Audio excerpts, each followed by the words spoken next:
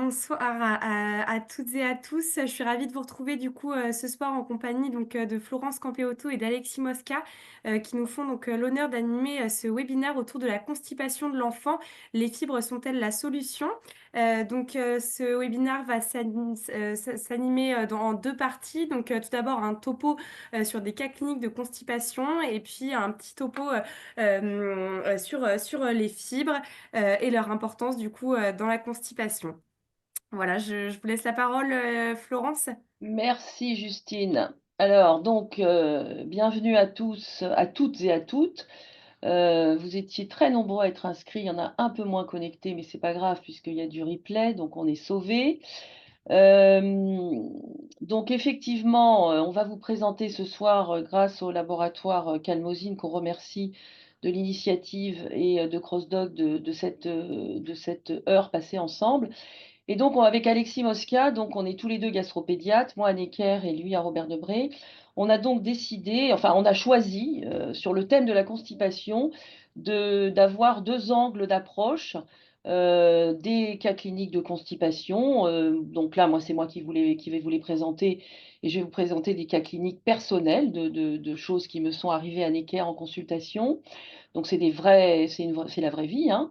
Et puis Alexis va donc vous présenter un autre aspect, un autre angle, notamment sur le traitement.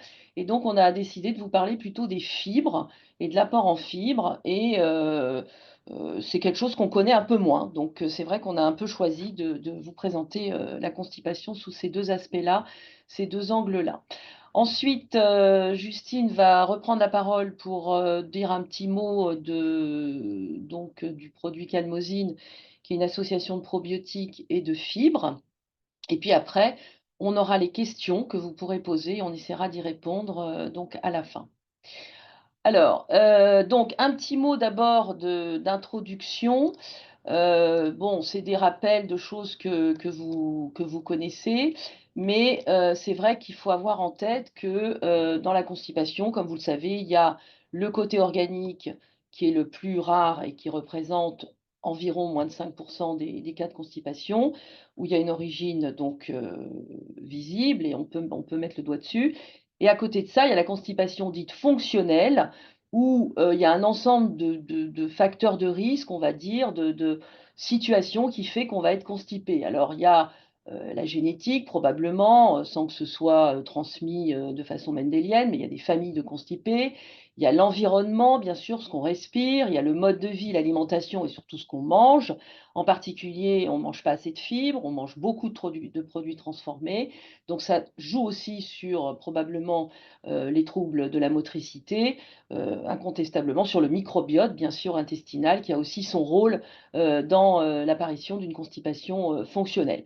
Ensuite, on va en reparler avec l'encoprésie, mais il y a quand même souvent chez l'enfant un comportement de rétention qui fait qu'on majeure effectivement la constipation.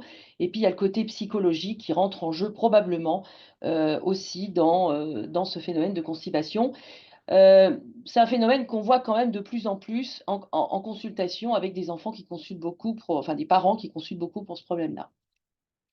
Là, c'est juste un rappel, rapide d'une publi donc récente que je vous ai mis là parce que j'aime bien, bon elle est en anglais, je suis désolée, mais j'aime bien parce que en noir, il y a d'un côté, voilà, les symptômes. L'enfant arrive avec des symptômes de constipation. Est-ce qu'on a des signes d'alarme ou pas? On va en reparler tout à l'heure. On a le traitement à gauche avec, les, laxatifs osmotiques, l'apport en fibres, les conseils qu'on donne pour les toilettes et cetera. Et puis si ça fonctionne pas, on se retrouve plutôt sur la droite avec une constipation chronique, opiniâtre. Et là, on met en route des examens complémentaires, donc qui sont la recherche d'allergies alimentaires, soit au lait, soit pas allergie alimentaire au sens propre, mais la maladie cœliaque, c'est pas une allergie alimentaire, mais on la recherche. La thyroïde, on pense toujours bien sûr en pédiatrie à la maladie du Hirschsprung, et puis on regarde bien sûr le périnée, les malformations, etc. Donc c'est la conduite à tenir qu'on a de toute façon en consultation habituelle. Alors, on va donc commencer la série, une petite série de cas cliniques. Donc c'est, la vraie vie, hein, c'est des cas cliniques, vrais. Donc c'est une petite fille de 10 mois, qui est née à terme, qui a une bonne croissance, qui a émis son méconium de Marlman et qui a présenté donc une constipation depuis plusieurs mois et qui présente des selles dures, qui a des efforts de poussée, qui pleure, lorsqu'elle fait donc des selles, qu'elle émet des selles et puis il y a aussi des épisodes de sang rouge vif dans les selles. Elle a eu donc un traitement par Forlax, mais ça n'a pas amélioré les choses et elle a des selles qui sont, pas forcément, de gros volume, mais malgré le Forlax, les selles sont molles et elle a toujours, des difficultés pour émettre les selles. Une calprotectine a été demandée, vous allez comprendre pourquoi avec la photo, qui est à, 125, donc à cet âge-là qui est normal. Alors voilà les photos du périnée de cette jeune fille. Donc on voit qu'effectivement, il y a plusieurs anomalies.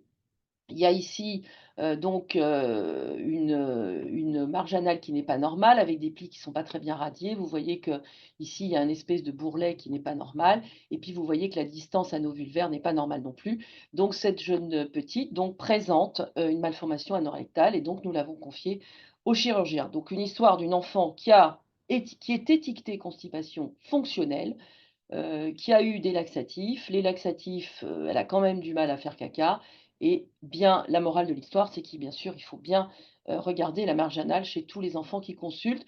Un petit rappel ici avec l'anatomie, plus en détail de la distance ano-vulvaire.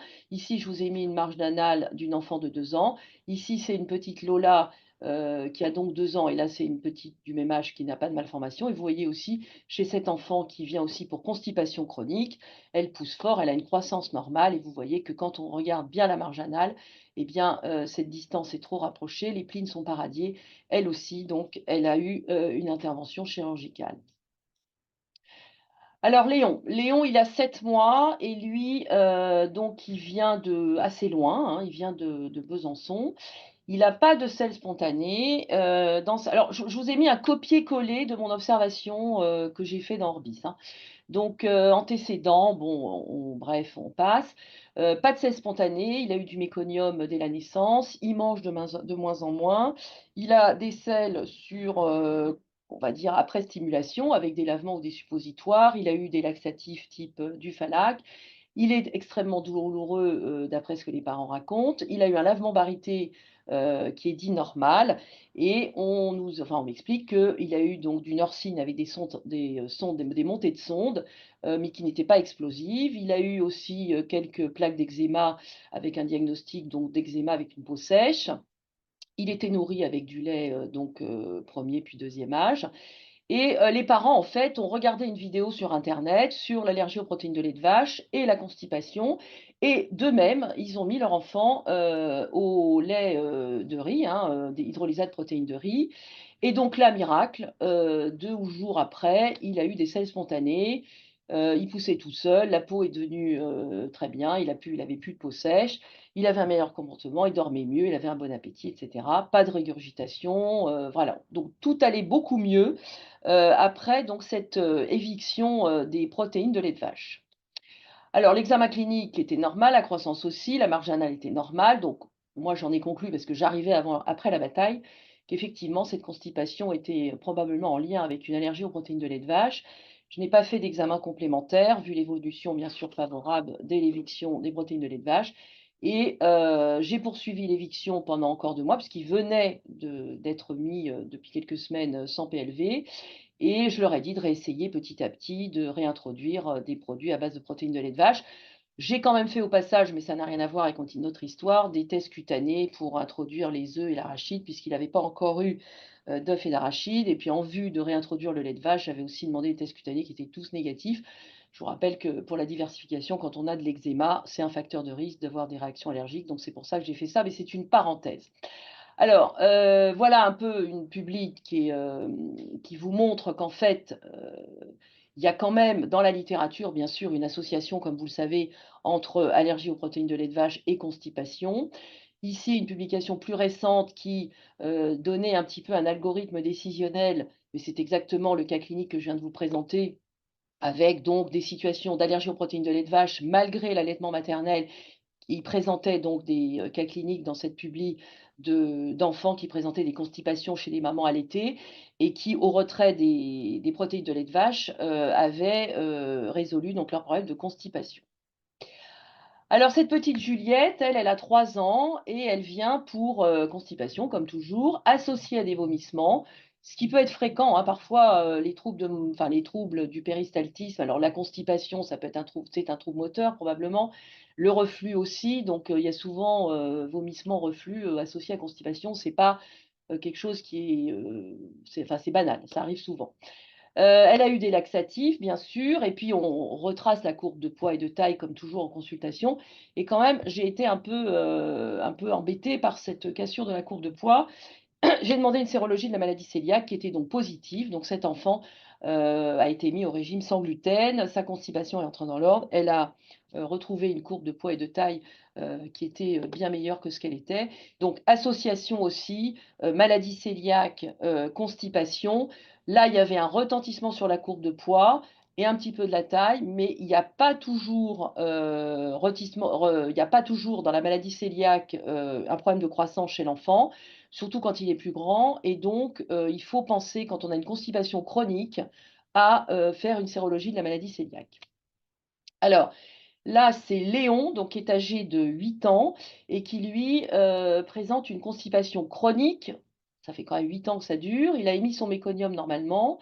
Il a eu un transit ralenti dès les premiers mois de vie et après la désertification, il a eu des épisodes de constipation très sévères avec des fécalomes à répétition qui ont, entraîné, des hospitalisations, à plusieurs reprises avec ce qu'on appelle des grands lavements, avec de goutte à goutte sur plusieurs heures et cetera. Diminution d'alimentation, il avait un abdomen ballonné, il a eu des grosses doses de Forlax, il a eu des lavements évacuateurs à l'hôpital et chez lui, enfin une prise en charge, un peu pas ordinaire, enfin un peu plus compliquée que d'habitude. Il a développé une encopresie aussi et puis il a eu plusieurs épisodes subocclusifs, donc il a fini par, consulter et il n'avait pas d'énurésie non plus. L'examen clinique donc ballonné et voilà, donc on a fini par, faire des examens complémentaires devant cette constipation quand même sévère et on a fait un lavement opaque, enfin il y a eu c'est pas nous d'abord qui avons fait l'histoire, on l'a vu après, mais les lavements opaques ont été faits, au départ, qui avaient monté une zone transitionnelle donc sur le lavement baryté, donc qui était en faveur du maladie du Hirschsprung, avec des biopsies rectales avec, par voie chirurgicale, hein, donc c'était des vraies biopsies profondes, qui ont mis en évidence donc l'absence de cellules ganglionnaires et qui ont donc mis en évidence la maladie de Hirschsprung chez cet enfant qui était âgé de 8 ans et qui avait quand même, traîné 8 ans avant qu'on découvre cette maladie. Donc tout ça pour vous dire que même, quand on est grand enfant, eh bien, il faut quand même penser à la maladie du Hirschsprung devant une constipation, un peu chronique et compliquée. J'ai trouvé cette publique, j'ai trouvé quand même incroyable, de 2025 où ils présentent un cas clinique d'un monsieur de 27 ans, dont vous avez ici l'abdomen ballonné, vous avez ici l'intervention chirurgicale et vous avez donc, ce monsieur qui a présenté une maladie de Hirschsprung qui a été découverte à l'âge de 27 ans.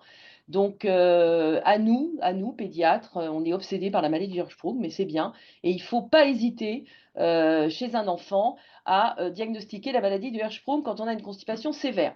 Donc on a différents moyens, ça va du moins invasif vers le plus invasif. Donc le moins invasif, c'est de faire une manométrie anorectale si on peut, bien sûr. On met une sonde donc au niveau du rectum et on voit s'il y a le RRAI, hein, c'est cette chute de pression qu'on a ici à chaque fois qu'on met de l'air dans le rectum.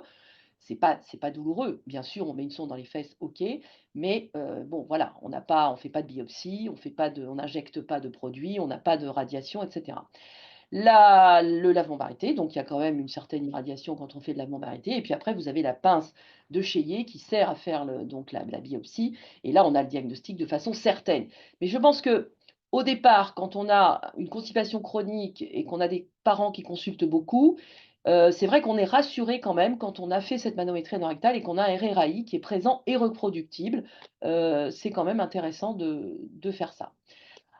Après donc, là je vous présente, un dernier cas clinique, et on va être dans les temps pour moi. Donc 13 ans, Roméo, qui est envoyé donc par son psychologue, hein, qui le suit pour encoprésie. Donc, voilà, on a quand même des enfants encoprétiques qui nous sont quand même souvent envoyés par les psychologues.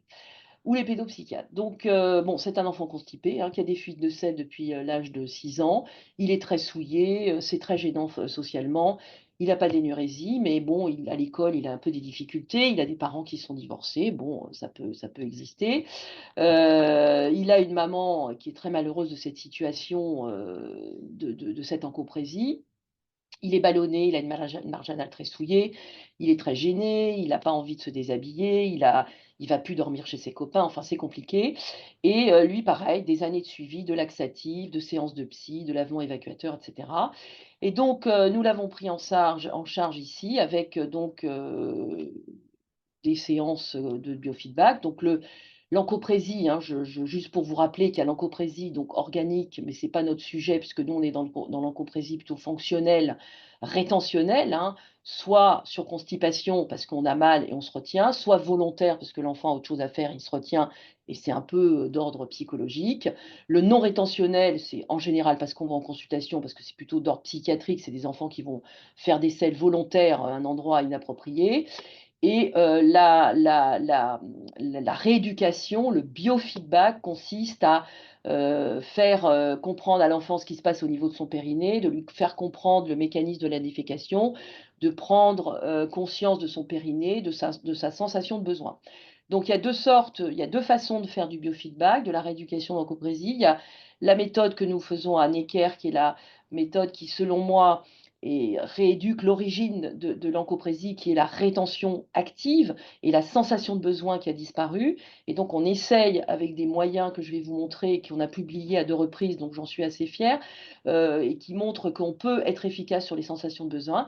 Et il y a la méthode qui est appliquée par nos collègues très chers de Robert Debré, qui est plutôt sur la contraction musculaire et la rééducation des efforts de poussée. Donc, c'est deux méthodes différentes. Donc, le biofeedback par sensation de besoin, voilà la dernière publi qu'on vient d'avoir. C'était une petite cohorte, hein, 44 patients, donc beaucoup de garçons, une fille pour un garçon, 9 ans d'âge médian. Et vous voyez que à court terme, on avait une efficacité clinique après les séances de rééducation 5 ou 6 de 84%. Alors guéri ou à moitié guéri, hein, c'était ça les critères. Et puis 73% au bout de 14 mois, guéri ou à moitié guéri. Donc il y avait donc une guérison clinique. On a fait aussi, on a montré que les volumes de besoin, donc la sensation de besoin ainsi que les scores d'envie qu'on matérialise ici par cette échelle, eh bien, diminuaient au fur et à mesure du temps, ce qui est aussi un signe de guérison. Je vous mets là le pas à pas que a fait il n'y a pas très longtemps le docteur Alexis Mosca, ici présent, sur la prise en charge de l'incontinence fécale, qui résume un peu ce qu'on vient de dire. La dernière diapositive pour vous dire que les signes d'alerte pour une constipation organique sont les suivants. J'en ai peut-être oublié, mais ça me paraît les principaux. Une constipation à début néonatal, le retard d'émission du méconium, le météorisme abdominal, les anomalies de la marge anale du périnée, plusieurs épisodes subocclusifs, plusieurs épisodes fébriles associés qui montrent qu'il y a probablement une translocation abdominale due à cette constipation, ces fécalomes, une croissance staturo-pondérale qui n'est pas correcte, bien sûr, et un échec du traitement bien conduit. Tout ça sont ce qu'on appelle des drapeaux rouges et qui doivent vous faire aller vers des examens complémentaires. Voilà. Je vais passer la parole au docteur Alexis Mosca, qui va donc vous parler sous l'angle, qui va parler du traitement, mais de l'angle apport de fibres. Voilà, Alexis, c'est à ton tour. Alexis? Merci Florence. Bonjour à toutes et à tous. Donc, alors, juste le temps de partager mon écran. Voilà. Donc, effectivement, merci pour ces cas cliniques vraiment très, très didactiques qui remettent d'ailleurs pour certains en cause certains dogmes qu'on a appris petit à l'école, mais on aura probablement l'occasion d'en parler dans la discussion. Moi, ce dont je souhaitais vous parler aujourd'hui, c'est au sujet des fibres. Pourquoi parler des fibres? Parce que j'ai l'impression que nous, pédiatres, on ne sait pas trop bien quoi faire, et pas que nous, pédiatres d'ailleurs, de ce concept de fibres, qu'on peut mélanger certaines choses et qu'on ne sait pas bien comment les conseiller, en particulier en cas de constipation. Et encore une fois, on va se rendre compte que parfois des recommandations faites un peu loin de la pratique clinique peuvent être mal perçues ou mal interprétées. Alors, quand on regarde, si on fait vraiment PubMed sur fibre et constipation, ce dont on se rend compte chez l'enfant, bon, à part le fait que, comme souvent, il n'y a pas beaucoup d'études, etc., mais enfin, ce qu'on a, c'est, sur cette méta-analyse, par exemple, d'il y a une dizaine d'années, pas de preuve que les suppléments en fibres sont plus efficaces que le placebo pour traiter la constipation. Et de fait, quand on regarde les guidelines internationales, hein, EBSGAN et NABSGAN, donc ça veut dire Europe et États-Unis et Amérique du Nord, ils disent qu'il faut un apport de fibres normales et donc il n'y a pas besoin de supplémenter en fibres. Oui, mais comme l'a bien dit Florence au début de son exposé, quand on regarde l'alimentation des enfants en général et des constipés en particulier, comme dans cette étude, eh bien, on voit que le nombre, l'apport en fibres des enfants constipés est quand même nettement inférieur de celui des enfants contrôle, surtout en ce qui concerne les fibres insolubles. Alors, on va revenir un petit peu là-dessus. Parce que quand on dit des fibres, de quoi on parle? Alors, parfois, on dit fibres, prébiotiques, on dit, bah oui, les fibres, c'est pas digéré, donc bah, ça arrive dans le côlon, donc ça a un effet prébiotique. Mais alors, quel est l'effet? Est-ce que c'est la fibre, le prébiotique? Alors, je vais vous remettre de façon un peu formelle les définitions. Les fibres alimentaires, donc, sont des polymères glucidiques, hein, ce sont des sucres qui ont un degré de polymérisation supérieur à 3 et qui donc, effectivement, ne sont ni digérés ni absorbés dans l'intestin grêle et donc qui se retrouvent dans le côlon. Alors, vous savez, le côlon, ça sert qu'à un truc en pratique, c'est réabsorber l'eau et les électrolytes, hein. Ce qui arrive dans le côlon par la valvule iléo-cécale, c'est liquide. Ce qui sort par les fesses, c'est solide. Donc, ce qui s'est passé, c'est simplement une réabsorption d'eau et d'électrolytes. Et il reste effectivement en particulier ces fibres qui constituent une partie des matières fécales. Donc ça, c'est la définition des fibres. Si on regarde la définition d'un prébiotique, c'est un substrat qui est sélectivement utilisé par des micro-organismes hôtes et qui confère un bénéfice pour la santé. Donc, c'est quelque chose qui effectivement doit se retrouver dans le côlon, mais qui doit aussi pouvoir être utilisé par les bactéries. Et donc, on va voir qu'il y a plusieurs éléments alimentaires qui correspondent à cette définition, comme les amidons résistants, les fructanes comme l'inuline, les pectines, les phosgos et les HMO qu'on connaît un petit peu dans les laits infantiles, les polyphénols, etc. Mais alors du coup, est-ce que fibre et probiotiques, c'est un synonyme? Eh bien, pas tout à fait, parce que vous voyez sur ce tableau, si on commence à gauche, qu'il y a effectivement donc, les amidons résistants qui sont ceux qui ont le degré de polymérisation le plus important, supérieur à 10, qui sont des fibres qui sont donc peu solubles et peu visqueuses, mais très fermentables et donc qui ont un effet assez prébiotique marqué.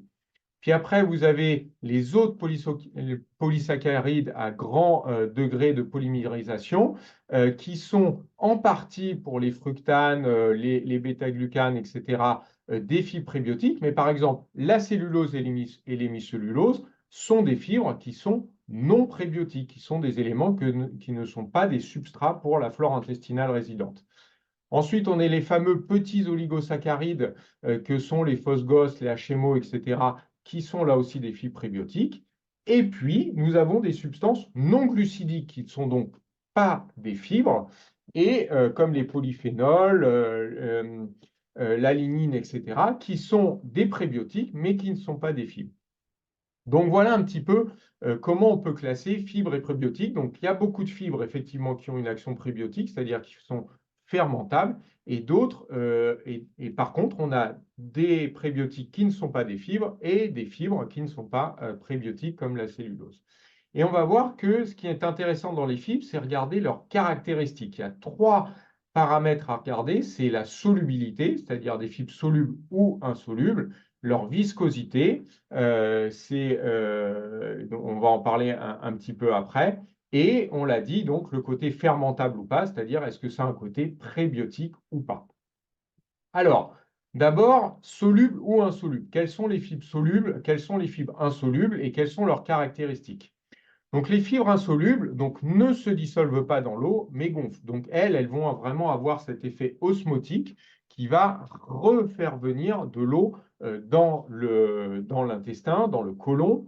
Et donc, elles ont un effet sur la constipation parce que donc, elles stimulent un peu le transit intestinal et puis surtout, elles augmentent le volume et la fréquence des selles. Et elles peuvent aussi éventuellement avoir un effet indirect sur le métabolisme des glucides. Donc là, on va retrouver la lignine, la cellulose et certains amidons résistants et hémicellulose. Donc ça, ce sont les fibres insolubles. Et donc, vous les trouvez où? Globalement, dans tout ce qui est céréales complètes, tubercules, racines, et dans la majeure partie, bien sûr, des fruits et des légumes. Et puis, vous avez les fibres solubles. Alors, elles se dissolvent dans l'eau et forment un gel. Et donc, elles sont plus facilement fermenticibles, avec un effet prébiotique qui transforme, qui fait qu'elles sont transformées en acides gras à chaîne courte. Donc là, on va avoir des pectines, des oligosaccharides résistants, des gommes et des mucilages. Alors voilà un petit peu, là l'éventail est beaucoup plus grand, on a les légumineuses, tout un tas de fruits et de légumes, certaines céréales complètes, etc. Alors évidemment, il y a dans ces aliments des aliments que vous retrouvez qui contiennent des fibres évidemment solubles et insolubles.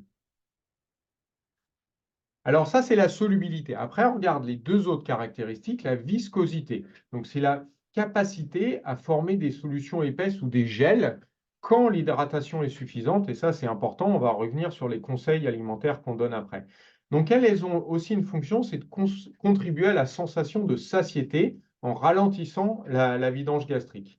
Et ça peut ralentir la digestion et l'absorption de certains nutriments. C'est pour ça que les adultes les conseillent aussi beaucoup, ces fibres solubles visqueuses, dans les cas, par exemple, de troubles métaboliques, de syndrome métabolique ou des cas de diabète ou de prédiabète. Et puis, la fermentescibilité donc des fibres, ça, c'est leur côté prébiotique. On va en parler sur l'effet sur le microbiote intestinal. Alors donc, vous voyez, je vous ai remis le tableau tout à l'heure. Donc, si on regarde les amidons résistants, vous les connaissez, hein, c'est tout ce qui est fécule, féculents, céréales complètes, etc.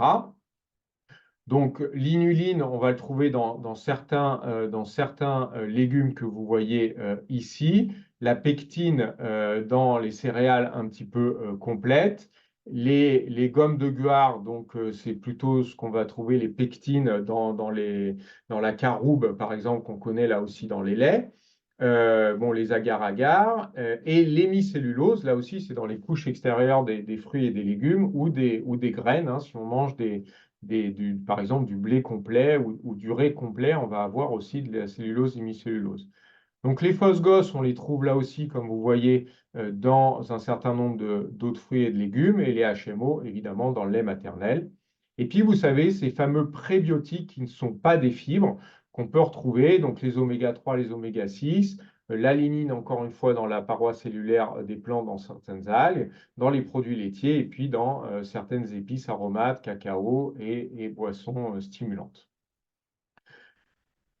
Alors, si on veut donc synthétiser ça, on va avoir certains aliments qui vont être en fonction de la solubilité, pas solubilité, viscosité et fermentabilité, distribués dans cette espèce de figure à 3 dimensions. Et donc, je remets les fibres insolubles qui sont donc toujours non visqueuses et non fermenticibles, c'est par exemple la cellulose, hein, donc voilà, qui vont accélérer le transit et augmenter le volume de sel. Donc, par exemple, dans tout ce qui est céréales complètes. Les fibres solubles, certaines sont donc visqueuses et fermenticibles, donc la pectine, la caroube, qui vont avoir ce côté de ralentir la digestion et avoir un effet sur la synthèse d'acides gras à chaîne courte. Vous avez les fibres solubles mais non visqueuses, mais fermenticibles, et c'est là où on va retrouver l'inuline ou les GOS, qui ont donc surtout un effet prébiotique, parce qu'elles sont non visqueuses, donc elles n'ont pas d'effet physique, mais par contre, elles ont un effet surtout prébiotique. Et puis, vous avez enfin donc le quatrième groupe, les fibres à solubilité et à viscosité moyenne et peu fermentescibles. Et ça, par exemple, ce sont donc des fibres comme le psyllium qui vont accélérer le transit et augmenter la biodisponibilité des nutriments. Alors donc, si on regarde un focus, vous avez compris, sur les fibres solubles qui sont les plus importantes, finalement, elles ont un effet qu'on va pouvoir dire régulateur. Hein. Des fois, quand on a la diarrhée, on dit surtout un régime pauvre en fibres. En fait, ça dépend des fibres auxquelles on parle parce qu'elles peuvent avoir effectivement, les fibres solubles, un effet aussi régulateur du transit, même en cas de diarrhée, avec un effet absorbant de l'eau et comme on l'a dit, ralentisseur de la vidange gastrique. Donc, elles peuvent être quand même intéressantes dans ces effets régulateurs, hein, contrairement aux fibres insolubles qui, elles, vont vraiment avoir un effet sur le transit. Elles vont bien sûr aussi avoir un effet sur les constipations avec ce fameux gel qui va permettre l'effet laxatif sur l'évacuation des selles et puis éventuellement sur les douleurs intestinales par un effet pré-probiotique. Parce qu'effectivement, quand on regarde dans l'intestin, donc, il se passe toutes ces choses-là. L'augmentation de la viscosité, donc ça diminue l'absorption du glucose. Donc ça, c'est pas trop notre intérêt là, c'est plus dans les syndromes métaboliques. Donc, le côté augmentation de l'eau et et diminution, enfin liquéfaction des selles. Un petit effet aussi sur la contraction musculaire et puis bien sûr tous ces acides gras chaîne courte que vous connaissez, acétate, propionate, butyrate, qui vont peuvent avoir un effet également immunomodulateur et sur les pathogènes. Et alors, au fait, c'est assez récent. Je vous ai mis cette diapo, évidemment, qui est très compliquée. Le but n'est pas ici de la décrire précisément, mais c'est pour vous dire que des chercheurs, en particulier à l'INRA, se sont intéressés en fonction des régimes aux différentes voies métaboliques sur le microbiote que vont avoir ces fibres. Et vous voyez que effectivement, vous allez avoir certaines glycoprotéines là ou le fucose qui va rentrer dans des cycles pour à la fin donner ici, on retrouve ces acides gras chaîne courte, butyrate, propionate, acétate, acétone, etc. Et ça, c'est intéressant parce que dans cette étude, ils ont bien montré qu'il y a les gens qui ont une alimentation équilibrée normale qui donc produisent correctement leurs acides gras à chaîne courte et ceux qui ont des alimentations plutôt déviantes ou au contraire qui ont des maladies comme des maladies inflammatoires intestinales qui donc vont avoir un microbiote qui va moins bien réagir à ces fibres, ce qui peut expliquer aussi que quand les gens sont poussés de maladies inflammatoires intestinales, pour le coup, on essaye de réduire l'apport en fibres. Alors, si ça c'était un peu théorique, si on regarde un petit peu les recommandations, donc le PNNS 2017, donc il faudrait qu'on, chez l'adulte, consomme au moins 30 grammes de fibres, hein, de glucides non digérés. Donc voilà un petit peu les exemples qui sont donnés. Et chez l'enfant, finalement, quand on regarde en fonction de l'âge, bah, ça ne change pas tellement, parce que même déjà entre 1 et 3 ans, on est déjà à 20 grammes par jour. Vous voyez, donc finalement, l'enfant, il a quasiment autant besoin de fibres que l'adulte. Et c'est probablement pour ça que chez certains enfants constipés, il est intéressant de rééquilibrer cet apport en fibres. Donc, vous voyez, là aussi, dans les recommandations, quand on a un syndrome de l'intestin irritable à prédominance de constipation, il faut rajouter des fibres solubles. Voilà, selon, vous voyez, des essais randomisés contrôlés.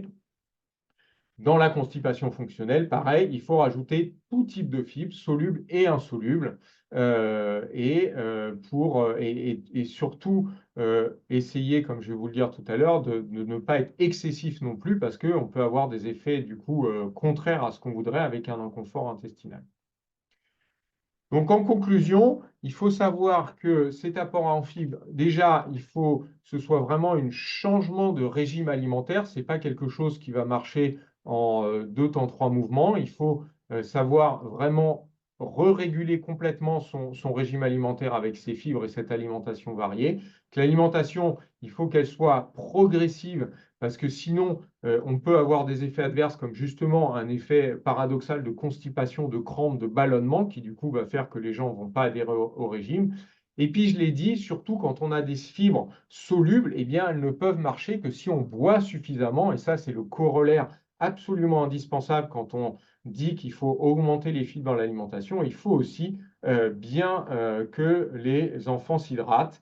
Et vous avez vu que c'est quand même un monde malgré tout un peu compliqué avec encore une fois des fibres prébiotiques, des fibres pas prébiotiques, des prébiotiques pas fibres et puis des choses qui se retrouvent dans différents aliments. Donc, ça peut être utile parfois de faire appel à un diététicien pour être sûr de rééquilibrer correctement le régime et de ne pas faire ni d'impasse ni de surcharger les gens en fibres, par exemple, insolubles et avec des inconforts digestifs. Donc voilà un petit peu le focus que je voulais vous faire sur les fibres, qui est quand même quelque chose, je pense, que l'on ne connaît pas très très bien en tant que pédiatre. Et je vais redonner la parole du coup à Florence qui va vous faire une petite conclusion de tout ce qu'on vient de dire. Florence, la Alors, parole est à toi. OK, donc je vais essayer de résumer ce qu'on a dit. Là, je vous ai mis, la fiche, qu'on a fait avec plusieurs enfin, un certain nombre d'internes qui passent, avec moi, en consultation. C'est une fiche de consultation, qu'on a divisée en 2. Donc là, c'est la partie clinique et paraclinique. Donc la clinique, bien sûr, l'histoire à bien creuser et puis, rechercher, les facteurs, les signes de gravité, les drapeaux rouges à l'interrogatoire. Les examens complémentaires à faire, si on a une constipation effectivement avec drapeau rouge, où on est inquiet, où ça traîne et cetera, les parents sont inquiets, consultent beaucoup. On a dit donc faire un certain nombre d'examens complémentaires, rechercher une maladie cœliaque, vérifier quand même la thyroïde, faire une manométrie anorectale éventuellement si on a la possibilité de le faire pour se rassurer sur une maladie du Hirschsprung. Et puis, en cas de constipation brutale, c'est-à-dire qu'un coup, enfin il n'a jamais été constipé et d'un coup il devient constipé, toujours quand même faire une échographie abdominale pour vérifier qu'il n'y ait pas de tumeur abdominale par exemple. Diapositive donc suivante, Alexis. Ouais, c'est bon. Voilà. Donc, le traitement, 3 volets. Le volet laxatif que vous connaissez avec le macrogol à augmenter tant qu'il faut, tant que les selles soient liquides. Ensuite, on a les lavements évacuateurs, les suppositoires, les microlax à éviter, mais parfois on est obligé d'en prescrire quand il y a des fécalomes ou quand c'est trop compliqué, qu'on n'arrive pas, que le Forlax n'est pas bien pris et qu'on a un fécalome et qu'il y a de l'encoprésie. Au début, on peut céder de lavement, mais on en a beaucoup trop prescrit et il faut essayer d'en prescrire le moins possible. Moi, j'essaye d'en prescrire de moins en moins, mais bon, parfois, on est quand même obligé d'en faire de temps en temps. Rééquilibration du régime alimentaire avec des règles de bon sens, manger de tout, équilibrer, s'hydrater avec de l'eau et pas du coca ou je ne sais quel soda. Apport en fibres à quand même vérifier en consultation rapidement.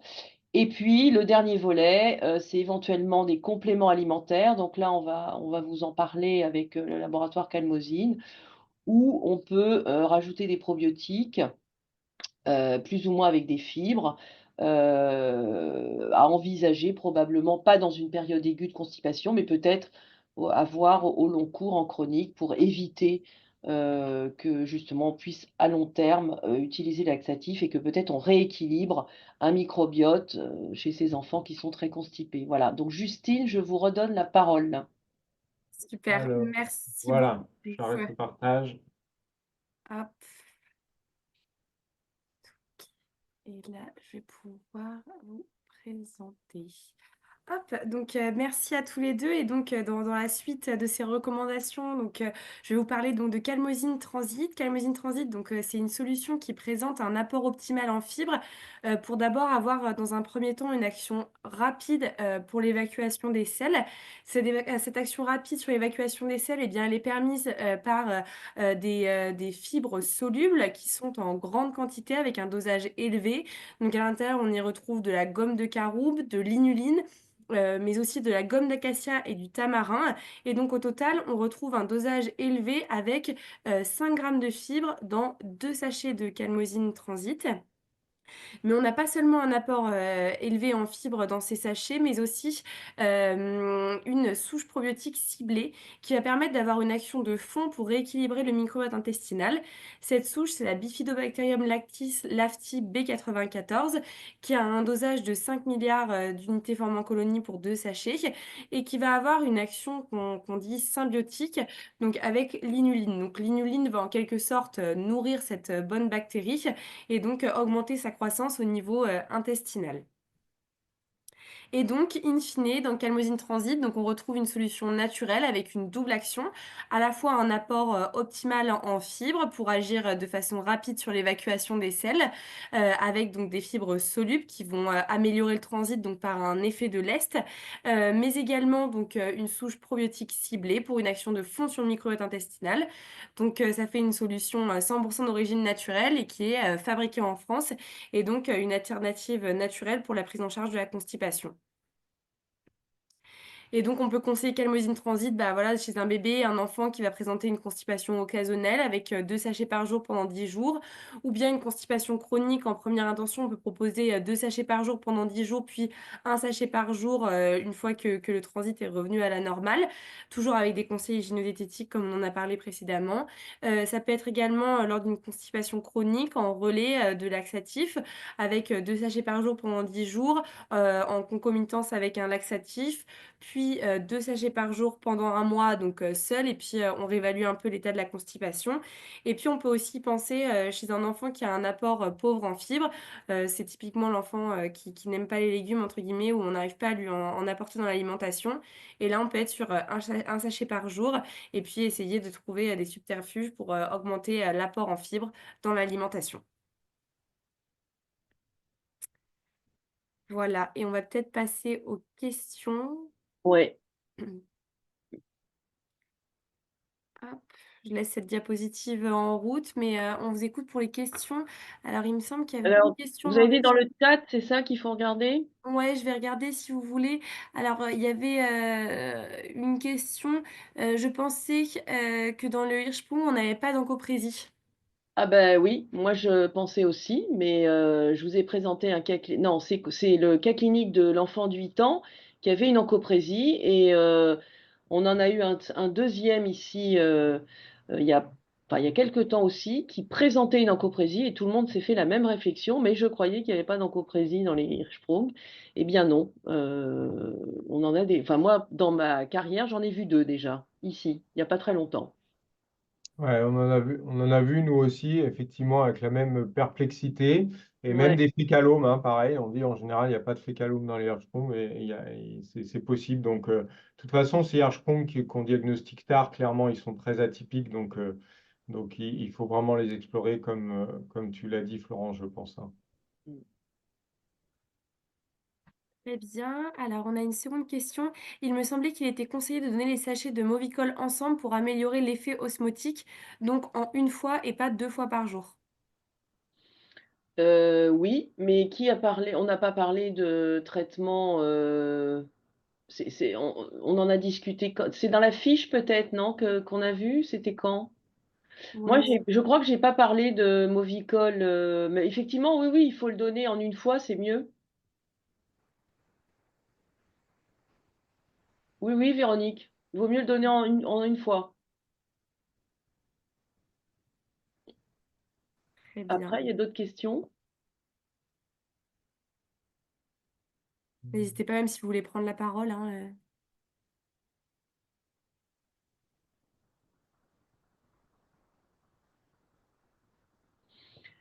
Il y a d'autres questions ou pas? Non, il n'y en a pas? Non, je pense qu'il y a pas d'autres questions sur le chat, Eh si ben, c'est qu'ils ont tout compris, ils sont contents, hein. c'est parfait. Hop, ah, il y a une petite question qui est apparue. Laurence, as-tu un régime type pour les enfants constipés? Alors, moi, ce que je dis, c'est que je demande toujours comment ça se passe l'alimentation, est-ce qu'ils mangent de tout? Alors souvent on me répond, bah, ils mangent que des pâtes, ou ils mangent que des pommes de terre, ils mangent que des frites, ils mangent un petit bout de poulet, un peu de jambon, voilà. Donc ça, c'est la vie normale d'un enfant voilà, qui a dans les 3, 4, 5 ans, qui ne veut pas manger. Et donc, dans ces cas-là, c'est vrai que j'ai tendance à essayer d'expliquer que ça serait bien de donner un peu de tout à manger, mais ils essayent de donner, les parents, les pauvres, hein, ils n'y arrivent pas. C'est que l'enfant, bah, il n'a pas été habitué peut-être à manger de tout et qui maintenant il a pris l'habitude d'être un peu sélectif. Mais il y a certains enfants, on leur propose différents aliments, ils sont quand même sélectifs. Et dans ces cas-là, je prescris facilement donc des fibres. Dans un premier temps, quand je les vois au tout début, moi j'ai des consultations sur Doctolib. Donc en fait, sur Doctolib, je vois des enfants qui ne sont pas déjà suivis en ville, qui n'ont pas de traitement. Donc j'initie ce conseil d'enrichir en fibres. Et puis après, je passe très rapidement au laxatif osmotique, donc Macrogol.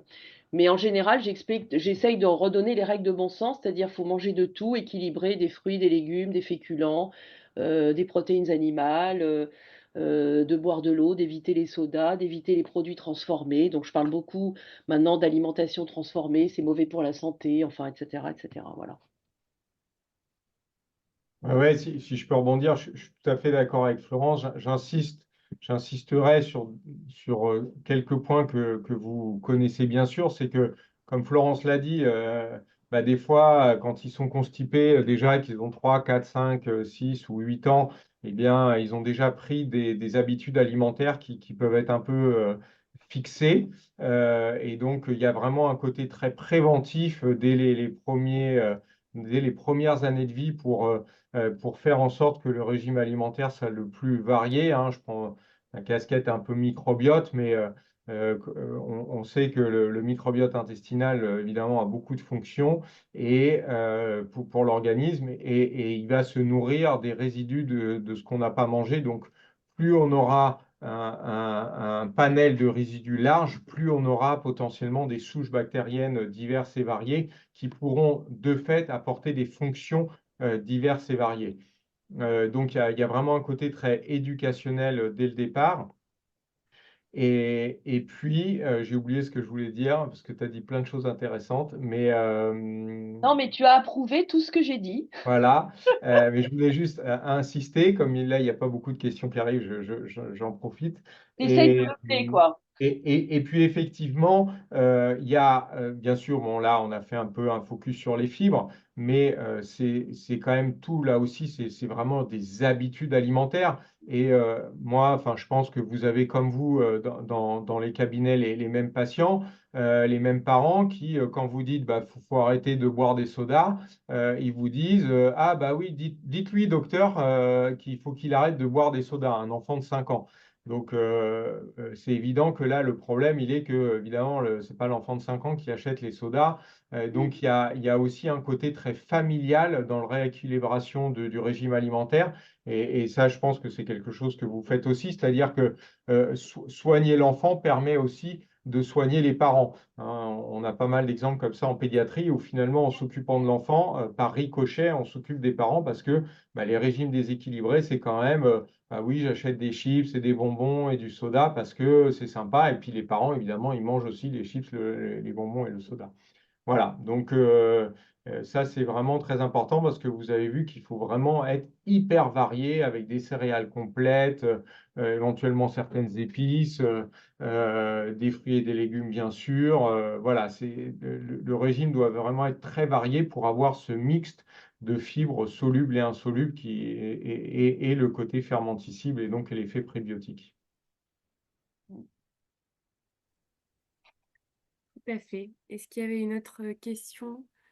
Je crois pas. Ah, s'il vous plaît, quelques exemples de légumes et de fruits à privilégier, à éviter, même les carottes, quelles épices? Alors moi, par principe, j'interdis rien et je dis, parce que alors après c'est compliqué, hein, si on commence à dire: «Faut pas manger de chocolat parce que ça Mm. constipe, faut pas manger ci parce que ça constipe». Enfin tout ça, à mon avis, ça sert à rien, c'est des conneries. Donc il faut dire aux gens: «Vous mangez de tout, équilibré, tous les fruits, tous les légumes, toutes les protéines animales, les œufs, le poisson, la viande, ce que vous voulez». Voilà, on mange de tout, c'est tout. Je donne les carottes compris, je fais pas de je dis pas: «Il faut insister plus sur ceci, cela», parce que là, c'est infernal.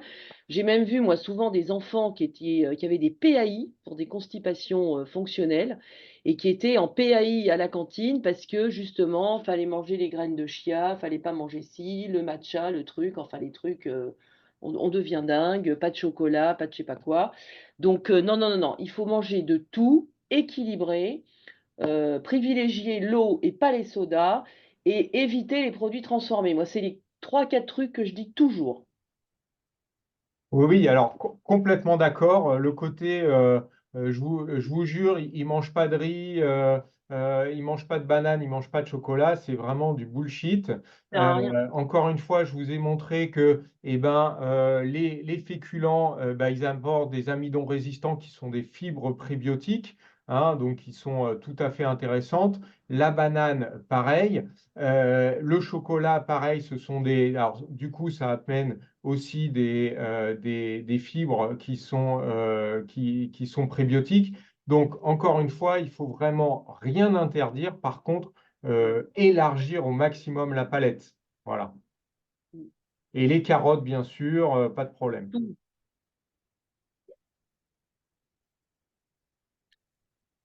Alors les épices plus particulièrement, personnellement, j'ai pas d'avis, enfin j'ai pas de connaissances suffisamment pointues pour savoir s'il y a des épices à privilégier par rapport à d'autres. C'était juste pour donner l'exemple que les épices peuvent être des substances non glucidiques, bien sûr, mais qui peuvent avoir un effet prébiotique et donc il ne faut pas spécialement les éliminer. Évidemment, il ne faut pas surcharger. Tout ça, on parle bien d'équilibre alimentaire, hein. Ouais. Est-ce qu'il y a d'autres questions, Justine? Non, je ne vois pas d'autres questions dans le chat. Je pense qu'on a fait le tour des questions. Eh bien, parfait. Bon, bien parfait. Le replay donc, sera disponible et envoyé par CrossDoc.